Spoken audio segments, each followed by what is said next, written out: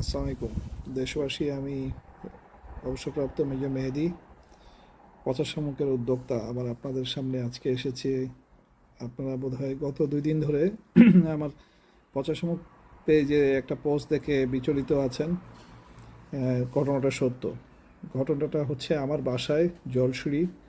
সেই বাসাতে আওয়ামী লীগের লেসপেন্সার যাদের বিরুদ্ধে আমি বিভিন্ন সময় তাদের দুর্নীতি এবং বিভিন্ন অপকর্ম নিয়ে কথা বলেছি, সেটার প্রতিশোধমূলক ব্যবস্থা নিতে যেয়ে তারা আমার বাসায় ভাঙচুর চালিয়েছে।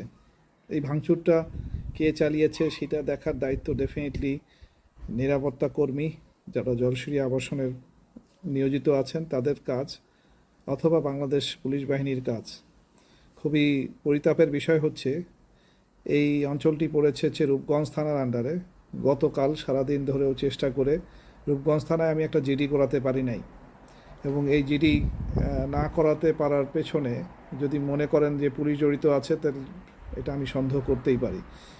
এই ঘটনাটা ঘটার প্রায় 48 ঘন্টা আগের থেকেই আমার বাসার বিদ্যুৎ লাইন কোনো কারণবশতই কেটে দেওয়া হয়, যেটা জলসিঁড়ি তাদের যে ডিপার্টমেন্ট আছে বিদ্যুৎ, তাদের সাথে যোগাযোগ করলে জানা যায় যে ঊর্ধ্বতন কর্তৃপক্ষের আদেশে কাটা হয়েছে। আমি জানি না এই ঊর্ধ্বতন কর্তৃপক্ষকে, তবে ধরে নিচ্ছি যে জলসিঁড়ি আবাসন প্রকল্প যারা চালান তাদেরই কেউ।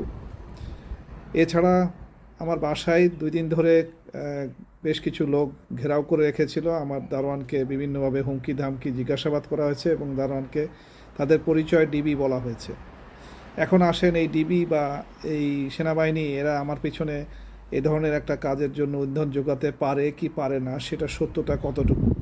ডেফিনেটলি তার একটা সত্যতা আছে। তারই ঠিক 2 দিন আগের একটা পোস্ট আমি করেছিলাম, আপনারা দেখেছেন বোধহয় সেই পোস্টটাতে বলা ছিল যে আমি দাবি তুলেছি যে ডিবির কোনো একজন ঊর্ধ্বতন কর্মকর্তা হাদি হত্যার সাথে জড়িত থাকার সন্দেহ আছে। আমি আজকে আপনাদের এই বিষয়টা পরিষ্কার করে দিচ্ছি। আমি কোনো সূত্রপাত করে বলবো না, তবে আমি এটা ইনভেস্টিগেশন করে দেখার জন্য যথাযথ কর্তৃপক্ষকে অনুরোধ করব।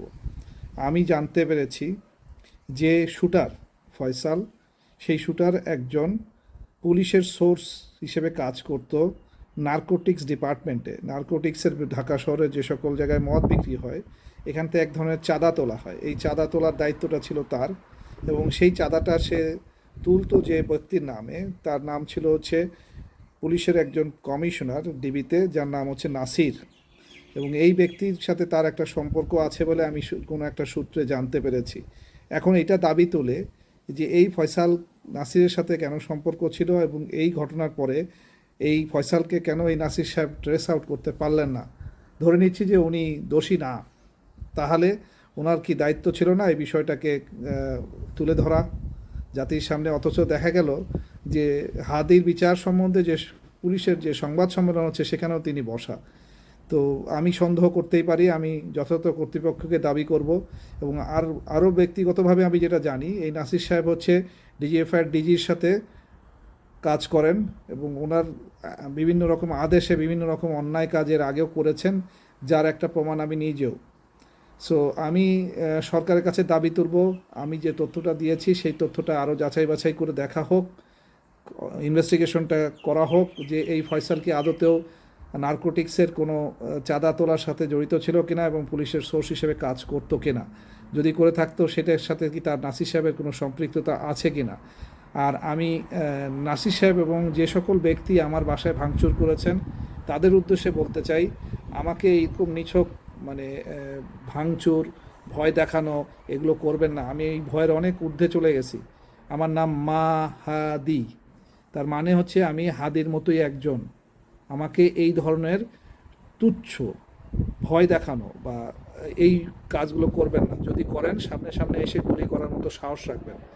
এবং আমি একজন রিটায়ার্ড সৈনিক, আমার বিচার যদি হয় আপনাদের মতো, তাহলে আমি আপনাদের সামনে সেভাবে আসছি যে আমাকে যদি বিচার করতে হয় তাহলে বিচার করবেন, কিন্তু কোনো অপবাদ লাগাবেন না, ট্যাগ লাগাবেন না। আমার নামে চাঁদাবাজি, আমার নামে বিভিন্ন রকম খুনের মামলা এই সকল করে আমাকে ভয় দেখাবেন না।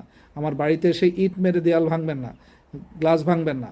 আমাকে যদি মারতে হয় আমাকে এসে আমার সামনাসামনি মারবেন। আর আমি আপনাদের মতো এই পিছুপা, দুর্বল আর এই ফাজলামতুক টাইপের কোনো রকমের ইয়ে দিয়ে আমাকে ভয় পাওয়ানোর চেষ্টা করবেন না। আমি এইসবে ভয় পাই না। ধন্যবাদ সবাইকে।